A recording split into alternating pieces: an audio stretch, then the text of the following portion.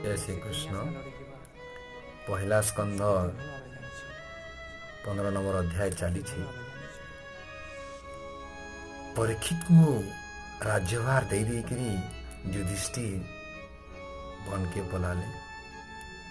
ताकर संगे संगे कुंती द्रौपदी सह ये पांची भाई जाकर कृष्ण ना धरी धरी जोगाग्नि रे ध्यान रे बसी करी से माने आत्मा के परमात्मा संगे मिसई देले।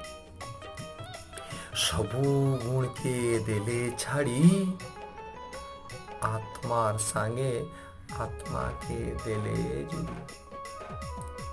इस संसार रे दुख जंत्रणा खाली खाली कृष्ण ना धरी करी ही संसार डगागे पारी।